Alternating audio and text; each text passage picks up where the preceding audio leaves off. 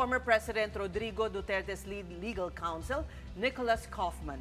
He had quite a long visit with his client as they prepare for the case before the International Criminal Court. Kaufman also revealed that while Duterte's interim release is being considered, it is not a priority for now. Okay, let's get the details of this story from Mon Gualvez. He is joining us live from the Netherlands. Hi, Mon. What's the latest update from over there? Hi, ladies. Good morning from The Hague, Netherlands. Former President Rodrigo Duterte's camp aims to get his International Criminal Court case cancelled before the confirmation of charges in September. But prior to this, the prosecution said they are already prepared to counter the former president. Can we ask a few questions? Former President Rodrigo Duterte's lead counsel, Nicholas Kaufman, visited the International Criminal Court Detention Center for at least an hour yesterday. He says his client is in high spirits and is very thankful for the hordes of people who gathered especially on his 80th birthday. But Kaufman admits Digong is still adjusting to life in prison. He's an 80-year-old man and he has all the conditions and medical issues that accompany a man who's 80 years old. So adjusting to any new form of life is always difficult, especially if it's prison life. Right now, Kaufman said they are in the final steps of forming Digong's legal team. The camp of former President Rodrigo Duterte admits no one can abridge those who would want to speak out against his cases at the ICC. But they say Digong himself requests the public to still respect the judicial process. Now the Duterte camp is busy preparing the arguments they will submit to the court. I believe that there is a strong argument for the lack of ability to exercise jurisdiction given the Philippines' withdrawal from the Rome Statute. I hope that the judges will accept my submission. They might decide, obviously, that they don't want to hear it at the earlier stages. They might want to combine it with the confirmation hearing itself. I hope that will not happen, but once again, it's not my position now to presume anything. Meanwhile, while they're also considering interim release for Duterte, Kaufman says it's not a priority for now. Interim release is a right, and it can only be tempered by three factors. The first of which is the risk of flight, the second of which is the risk of interference with witnesses or with the evidence, and the third of which is the risk of continuing crimes. None of those factors exist in the present situation, so there is a right for Mr. Duterte to be released. But while the Duterte camp is yet to decide on a petition for interim release, prosecution says they have already prepared to block it. Nakita naman ng pretrial chamber na kahit wala na sa kapangyarihan, si Mr. Duterte ay maimpluwensya pa rin po siya. Mayroon pa rin pong kapangyarihan ng kanyang pamilya. They also fear for victims and witnesses' lives if Digong goes back to the Philippines. Lalong-lalo na po ngayon na mukhang nagiging mainit po ang online ecosphere, pati po ang physical ecosphere po. O kaya kailangan po ng iba yung security para po sa mga victims ng war on drugs. At syempre, hindi natin alam kung anong magiging resulta nito sa mga yung mga talagang Davao Death Squad members at yung mga vigilante style members. Prosecution also countered arguments ICC has no jurisdiction on the crimes of former President Duterte. They also insist Duterte's case, crimes against humanity, can actually be treated as an international crime. That's why the trial has to be done at The Hague. Inopen po yan sometime ng February 2018. Nung partido pa po ang Pilipinas sa Rome Statute. Kaya hindi po isang hadlang po ang pag-alis ng Pilipinas dahil na-open po yung preliminary examination. Kung tingnan nga yung application for arrest warrant, napapaloob nga dun sa November 1, 2011 hanggang March 16, 2019. The Duterte camp meanwhile says it's ready to answer all these in court.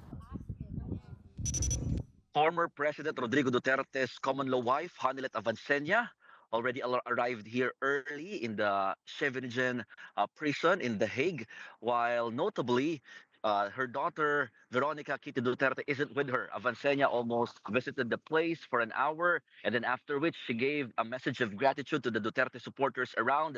Plus, she asked for prayers for his partner that he will be urgently freed and returned back to the Philippines. Back to you, ladies. All right. May we know how long the consultation was with the legal counsel and Mr. Duterte? Mga ilang oras ba yun? every day, laging 1 hour lamang yung allowed sa mga visitors dito sa detention center. It may be for the lawyers or for the family members. At saka kung mapapansin natin, ngayon lang ulit nagkaroon ng visitor from the family members of the former president. It's because, sabi din ng kanang abogado, hindi kasi napapayagan agad-agad ng court itong pagpapapasok no ng mga bisita, although they have the whole list of the allowed na mga family members and lawyers, pero yun nga mas pinaprioritize nila sometimes or most of the time are the lawyers no para mas mabigyan ng tsansa in terms of consultation sa mga legal processes na gagawin nila. Okay. Ses. And do we know if the former president has seen the pieces of evidence turned over by the prosecution to the defense? Not yet, wala pa. Hindi pa nila binabanggit sa atin no, kung meron na ba ito at saka even the prosecution didn't confirm yet kung meron na ba silang naipasa. They still have more days until April 4. Kailangan sila makapag-submit no, ng mga at least yung pinaka-statement, yung pinaka-laman ng kanila information rather. And then after which, kailangan magbigay naman ng observation yung defense dito that we will be given until April 11 to submit dito sa ICC para nga magpatuloy na itong pre-trial chamber before the confirmation of charges in September. At saka, Mon, hindi pa nila pinapangalanan no, yung mga ibang miyembro ng legal team?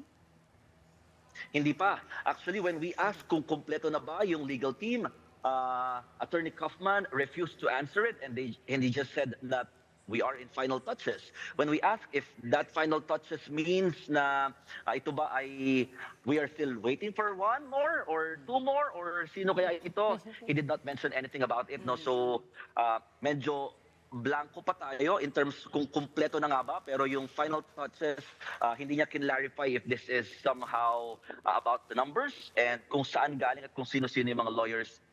Maybe we will find out siguro kapag nag-start na yung confirmation of charges by September. Mon, makikichika lang, no? Mukhang tahimik where you're standing right now. Nandiyan pa ba yung mga supporters? Nakabalik na ba sila dahil weekday na ulit? And do you still see the Vice President, no, Sara Duterte, nakikita-kita pa ba siya around the premises there? Or busy siya sa ibang bagay ngayon? First, with regard to the supporters, meron pa rin.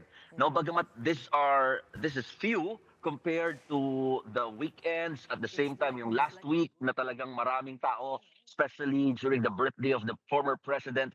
Ngayon mas kakaunti pero you can't believe na talaga may mga dumadayo dito galing pa sa Dubai, merong galing Canada na talagang naglaan ng oras para makabisita dito kahit sa labas lang daw nitong detention center. So may mangilan-ngilan pero hindi na ganoon karami. Pero patuloy na may mga dumarating na mga overseas Filipinos who would want to take a look no dito sa detention center. Plus, gusto na nila makita sana si Vice President Sara Duterte and other members of the family. Pero si VP Sara, the last time na nakita natin siya dito sa paligid, especially dito sa may prison or sa detention center, was last Friday pa.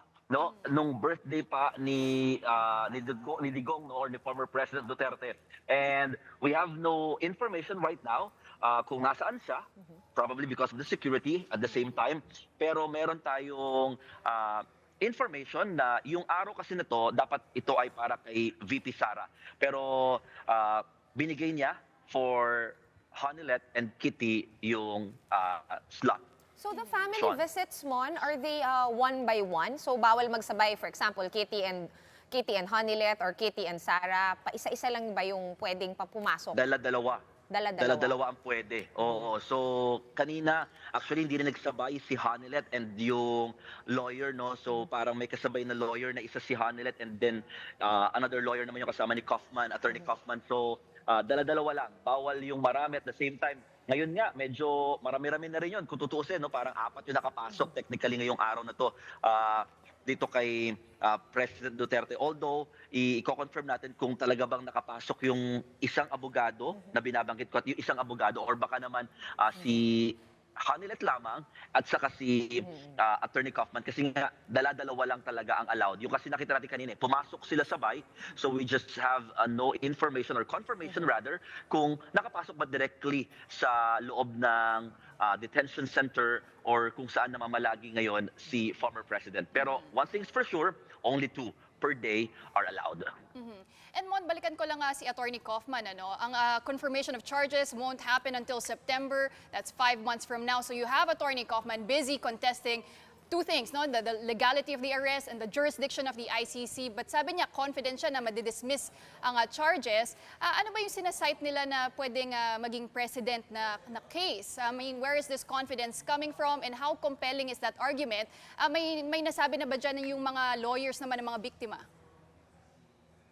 Ayun nga, no, Pauline, ang sinasabi ni Attorney Kaufman, they are confident that this argument is very compelling, itong jurisdictional argument dahil they believe that hindi na nga daw, kumbaga yung, how do you call that? Hindi na Yung pasok. pinaka... Oo.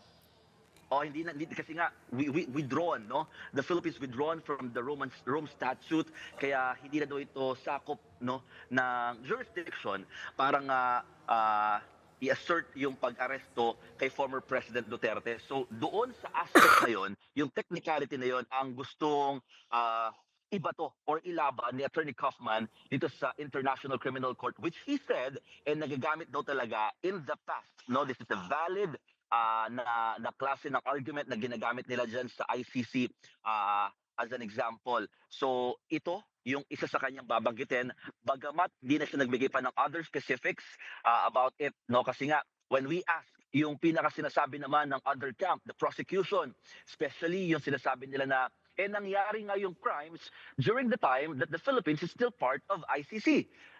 Attorney Kaufman refused to answer that because yun na nga daw yung gusto niyang i-discuss during the court hearing, no? So ayaw na niya mag-divulge ng mga strategies, legal strategies, dahil di naman doon niya obligasyon i-explain daw yan sa public, no? He will just do it daw sa court proceeding. Pauline. And Mon, in Qatar, no, there were Filipinos arrested for staging a demonstration. May balita na ba kung tutulungan ba daw ng Duterte camp ang mga Pilipino na naaresto doon?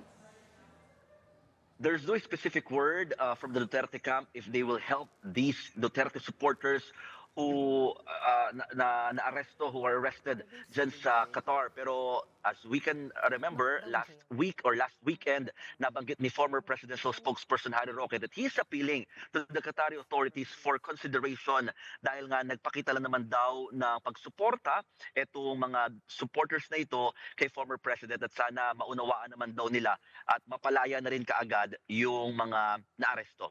Pero just to close the loop on this, Mon, no, ang sinabi rin naman ni Attorney Kaufman very clearly, at the end of the day, lahat ito ay nakasalalay sa mga judges ng ICC na sila talaga yung makakapag-decide ng lahat. Correct?